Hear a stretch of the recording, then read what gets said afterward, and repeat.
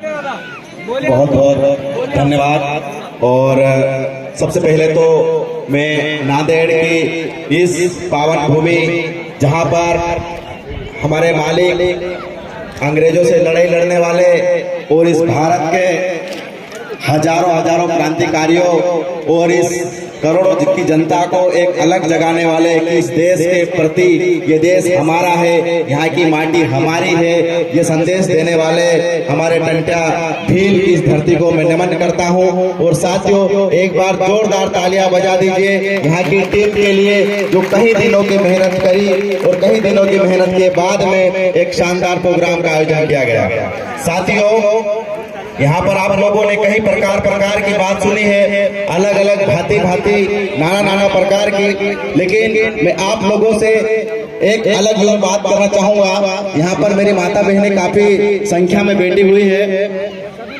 कि कानून की भी आप लोगों ने बात सुन ली, आप लोगों ने हमारे संविधान में क्या क्या अधिकार है उसकी बात कर ली, जल जंगल जमीन की बात कर ली है। लेकिन साथियों, मैं थोड़ी कुछ मेरी बातें थोड़ी अटपटी सी लग सकती, मैं माफी मांग लूंगा। लेकिन साथियों, हम एक चीज सोचना पड़ेगा। हम लोग नारा लगाते हैं, अच्छी बात है, नारा है, जय जोहार का नारा है, भारत देश हमारा है, बहुत अच्छी बात है। ये लगने में बहुत गर्व सा महसूस होता है कि भारत देश हमारा है। लेकिन ये नारा जब एक फटी धोती वाला एक बच्चा जिसके पैर में चप्पल नहीं है वो नारा लगाता है, कहने के तो हम साथियों कहते हैं कि भारत देश हमारा है। लेकिन आज सोचो, उस बच्चे के सही शिक्षा नहीं है, उस दादा के सर पे पगड़ी नहीं है, उस माता की साड़ी फटी हुई है, और हम नारा क्या लगा रहे हैं, भारत देश हमारा। साथियों, ये भाषण, ये मंच, ये सब चलता रहेगा, ये अनवरत साल से चला हुआ है, अनवरत साल तक चलता आया है। लेकिन साथियों, सबसे पहली जरूरत है, हम बार बार आपको कहते हैं, जो अभी इससे पहले हमारे वक्ता ने बताया है कि एक रोटी कपड़ा कम खाना, मैं इसमें से पूछना चाहता हूँ, मुझे एक बार हाथ ऊंचा करके बता दे कि आपका हर बच्चा स्कूल जाता होगा, कोई ऐसे माता पिता बता दे कि मेरे बच्चों को कैसी पढ़ाई दी जा रही है, कौन सी पढ़ाई कर रहा है, कभी वो स्कूल में जाके देखी या देखा है किसी ने? एक बार हाथ ऊंचा करके बता दो कि मेरे बेटे को जो पढ़ाई दी जाने वाली शिक्षा जो है वो कैसी शिक्षा है, वो कितनी अच्छी शिक्षा है, वो मास्टर रोज आ रहा है कि नहीं आ रहा है, क्या कभी जाके हमने देखा है? क्या ये नहीं देखा है। हम शिक्षक को 40-60-70 हजार रुपया तनख्वाह मिलती है। एक अगर चौकीदार रहता है, एक पुलिस वाला रहता है, क्या वो ड्यूटी अपनी सही तरीके से कर रहा है? इस बात को कभी हमने कभी ऑब्जर्व किया है? क्या नहीं किया है। कहने की बात बोलते भारत देश हमारा है, भारत देश ऐसे ही नहीं हमारा हो जाता है। सबसे पहले हमें सक्षम बनना पड़ेगा। हमारे मालिक आज उनकी भूमि है, आज उनकी मूर्ति स्थापना करी, क्या हमारे मालिक ने यह बात करी थी? क्या हमारे मालिक ने हमारे लोगों को स्वाभिमान जीना सिखाया था? हमारे मालिक ने कहा था कि नौकरी के लिए तुम्हारे पास लड़ना पड़ेगा, तुम्हारे अगर पेट में अगर भोजन नहीं है तुम कुछ भी नहीं है। हमारे लोग आज रोटी से तरस रहे हैं, हमारे लोग ट्रकों में भरा के जा रहे हैं। इसका क्या रीजन है? मैं ये नहीं कहता कि ये शार्ट आउट होगा बड़े बड़े मंच से, ये मंच से बातें करने वाली से, लेकिन इस चीज पर मैं मानता हूँ आप बहुत बड़े बड़े बुद्धिजीवी बैठे हुए, बहुत अच्छे वक्ता बैठे हुए, लेकिन इस चीज के बारे में हमें सोचना पड़ेगा कि अगर हमारे यहाँ से एक बस भरा के जा रही है तो वो बस भरा के क्यों जा रही है? इस बात को आपको सोचना पड़ेगा। क्यों हमारे यहाँ काम धंधा नहीं है? क्यों हमारे पास नौकरियां नहीं है? क्यों हमारे बच्चे के पास सर पे कपड़ा नहीं है? क्यों हमारे बच्चे के पास सही शिक्षा नहीं है? साथियों, मैं पूरी भारत यात्रा कर चुका हूँ। आप लोग सोच रहे राहुल गांधी यात्रा की बात नहीं कर रहा हूँ, मैं पूरी भारत की यात्रा करा था। साथियों, वहाँ एक से एक लोगों के साथ में देखा था। जब वहाँ के लोगों से मिला, वहाँ के मेरे बरासरी के बच्चों से मिला, मेरे बरासरी लोगों से मिला, तो मेरी आंखों में आंसू आ गए थे। साथियों, हम तो उनकी कॉम्पिटिटर में ही नहीं है। बहुत गंभीर बात है। दूसरे आप हम कहाँ की बात कर रहे हैं? इंदौर के आसपास तक कुएं के मेंढक टाइप से बने हुए। एक वक्त आता है बाहर से आपको भयंकर चढ़ा जाता है कि फलाना ऐसा है, फलाना ऐसा है, ये धरती हमारी है, ये पूरी बैठी हमारी खोट डाली, ये हमारी धरती है।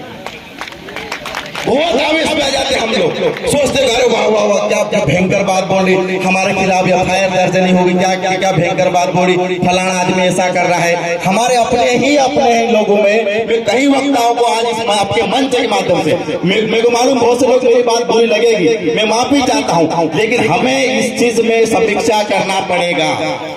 क्या हमारे मालिकों ने हमें कभी कहा था कि एक साइड में दूसरी जात का अगर कभी आता है तो उसको घर से लात मार के निकाल दो। कभी हमारे मालिक ने ये बात कही थी क्या हमारे मालिक ने कभी ये कहा था कि तुम किसी दूसरे धर्म के या दूसरे जात के आदमी से नफरत करो? अरे हम तो अन्य जात वाले को हमारे गांव में बसाया है, उसको रखा है, उसको खाने की रोटी नहीं थी, उसको खाने की रोटी अन्न हमने सब दिया है। तो आज की ये पीढ़ी कहां से ऐसी हो गई है, इतनी कट्टर क्यों हो रही है? सबसे बड़ा सवाल ये हमको देखना पड़ेगा साथियों। और कट्टरता हमें वो धर्म कट्टरता हो, वो जाति कट्टरता हो, आपके सबसे पहले वो बनाती है जाहिल बनाती है। और जाहिल का कोई दिमाग नहीं होता है, वो पूरा अंधभक्त गांडू टाइप का आदमी हो जाता है। वो आप लोग देख रहे हैं पूरे देश की हालत आज कैसे हुई है।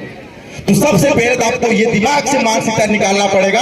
यहाँ हमारे सभी की भावनाओं को समझना पड़ेगा, सभी की रक्षा करना पड़ेगा। हमें देखना पड़ेगा कि हमारे मालिकों की विचारधारा क्या थी, उन्होंने किस प्रकार अंग्रेजों से लड़ाई लड़के हम लोगों को नौकरियों में सबसे पहले उन्होंने अधिकार दिलाया था। क्या उन्होंने ये कहा था तुम यहाँ से ऐसे ये कर लो, वो कर लो, हम तुमको ऐसा करेंगे वैसा करेंगे? नहीं कहा था साथियों। तो हमारी कहीं न कहीं फेसबुक या टीम और इन लोगों ने कहीं न कहीं ऐसे दिमाग में एक बात डाल ली है, इन लोगों से नफरत करना है। ये लोग हमारी अच्छी बात नहीं कर सकते, वो लोग हमें अच्छी बात नहीं कर। आज संविधान में हम जाते हैं, बहुत से लोगों को हम सुनते हैं थाने पे साथियों, हम संविधान की बेहतर बात भी करते हैं, संविधान पे हक लेने की बात भी करते हैं, और दूसरी तरफ हम कहते हैं हम ये संविधान को मानते ही नहीं है। तो हमारा जो आम जो लोग हैं, जो आप जो यहाँ बैठे हुए हैं, आपके यहाँ बैठे हुए बहुत से लोग नहीं भी आए, वो लोग कंफ्यूज है कि हम माने किस चीज को। और ये आखिर बात कहाँ से रही है? कौन बोल रहा है कि संविधान ऐसा है वैसा है? ये कौन कहाँ से बात आ रही? बहुत से सुना होगा आप लोगों ने। एक तरफ हम वही बात बोलते हम संविधान में ये लेंगे, हम संविधान में आ जाएंगे। हमें इस चीज की समीक्षा करने की जरूरत है साथियों।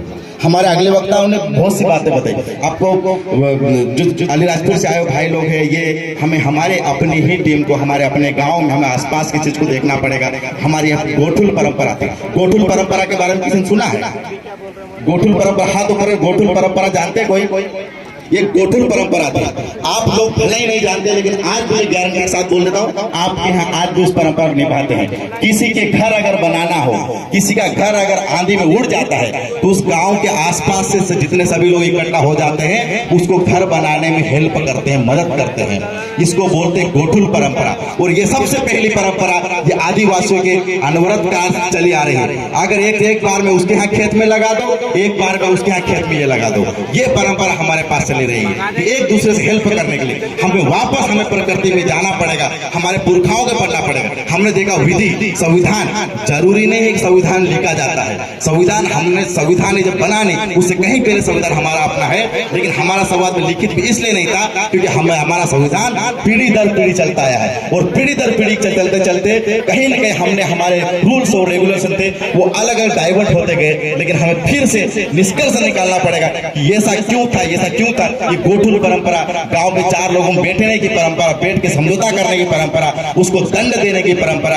अगर किसी के घर दाल नहीं हो, सेव बना हो, तो दाल को हम अदले बदले करने वाले लोग हैं और खा लेते हैं। हम उस टाइप के लोग हैं। तो हमें वापस उस चीज को सोचना पड़ेगा साथियों। आपको कोई भी आके भड़का जाता है, कोई भी आज जो ये कार्रवाइयां हो रही, कई लोग हमारे जिला बदर हो रहे, साथियों ये चीज सुनने को नहीं मिलती थी, ये चीज देखने को नहीं मिलती थी। हम सोचते थे जिला बदर किसके ऊपर होते, भयंकर गुंडा प्रवृत्ति का आदमी होगा उसके ऊपर जिला बदर होती है। लेकिन आज प्रशासन कहीं कहीं क्यों टारगेट किया जा रहा है, इस ओर भी सोचना, क्योंकि प्रशासन चाहती है कि सुमेर सिंह बड़ोले को गुंडा बना दिया, सुमेर सिंह बड़ोले को जिला बदर किया जाए, फलाने आदमी कर रहे, ये बोलने लोग जिला बदर, वो तो चाहते हैं ये। लेकिन आपको तो सबसे पहले देखना पड़ेगा कि हमारे से गलती कहाँ हुई, हमारे चूक कहाँ से हुई। मैं ज्यादा बात नहीं करता हूँ, बस इतनी बात करता हूँ। मेरी बात आप लोग अगर बुरी लगी हो मैं माफी चाहता हूँ। लेकिन सबसे पहले कहते हैं कि शुरुआत करना हो तो हमारे अपने इससे करना पड़ेगा, हमें अपने उसे जानना पड़ेगा कि कहाँ हमसे गलती हो रही, कहाँ हमसे चूक हो रही है। इस चीज को हमें देखना पड़ेगा। बातें बहुत सारी आप लोगों ने, बहुत से लोगों ने सुनी हुई बातें भी है, सुनी होगी। इसी के साथ मैं अपनी बात को यहीं पर विराम दूंगा। बहुत बहुत धन्यवाद। और एक बार इस कार्यक्रम को आयोजन करने वाले टीम के लिए बहुत जोरदार तालियां बजा दीजिए साथियों, क्योंकि ऐसे आयोजन करने में बहुत टाइम लगता है, बहुत समय लगता है। इसके लिए बहुत बहुत धन्यवाद।